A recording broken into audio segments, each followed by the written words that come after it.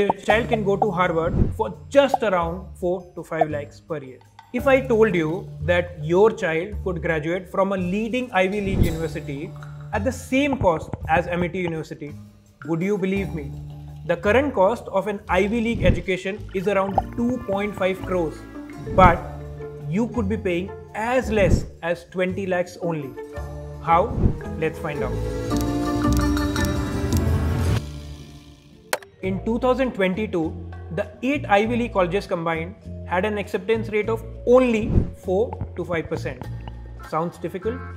Compare that to the acceptance rate of IIMs in India, which is only 1%. I am from Bhopal. I just moved back from the US after completing my MBA at Harvard Business School this summer. And right now I'm working to start my own business. The average starting salary of an Ivy League graduate is around $186,000. Yes, in Indian rupees, it is almost 1.5 crores. But before your child could start earning this money, you will need to spend some. Annually, the kharcha was $100,000. Usme se I think 40% was tuition and the rest was living expenses, rent, food and stuff like that. This is per year. So mine was a 2-year program. For an undergraduate Ivy League course, as of today, you will end up spending anywhere between 2 to 3 crores. Considering inflation and the rupee to dollar exchange rate, if your child is ready to go to college by 2040, you will need at least 8.7 crore rupees. Of course, the obvious solution is to start investing for it. But here is the thing. To get to this corpus, you will need to invest 1.7 lakh rupees per month. This is if you start right from your child's birth. The later you start investing, the more this amount will be. And remember, this amount is only for your child's college. And you have other responsibilities like your child's schooling and your own retirement planning. It's obvious that for most middle class families, continuing with this amount of monthly investment is not sustainable. But as difficult as it seems, there is a way through all of this. Instead of emptying your bank account to achieve this goal, you can plan to invest for a more achievable portion of this total amount. For example, if you choose to generate only 30% of the total fee, how much you will have to invest? Around 52,000 rupees per month. Naturally, your next question will be, where will the remaining amount come from?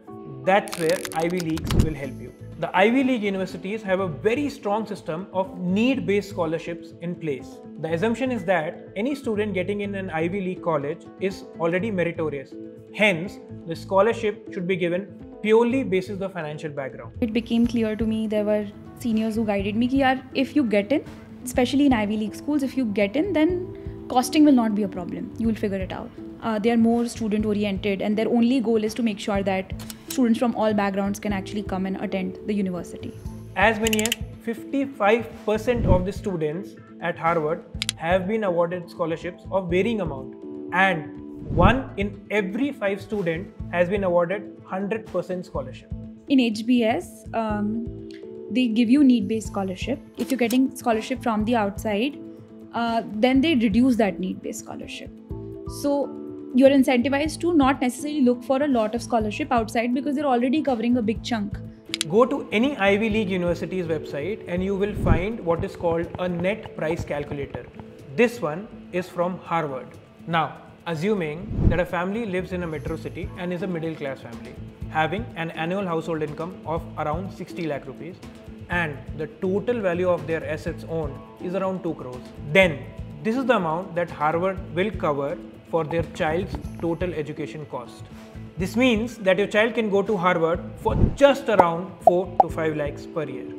These numbers are for today's date, but if you plan well, in 15 to 20 years time, your income would have grown along with your assets, but so would have Harvard's cost and grants, which means your child will still be eligible for an equally large scholarship. Scholarships aside, Ivy League colleges also provide education loan at subsidized rates of around 4%.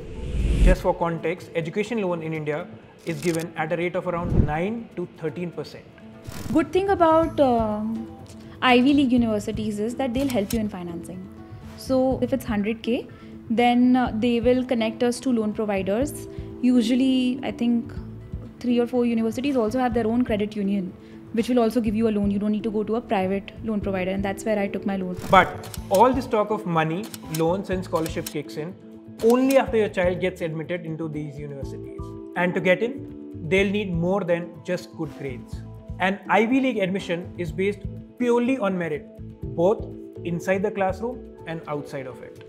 So I think in college, what they also care about is beyond the 8, do you have an extracurricular background? For instance, I didn't have a very good CGPA, barely crossed 8, right? But I had strong extracurriculars, and I think that really helped. So, and that can be in any form. You can take positions of responsibility. You can do really well in tennis.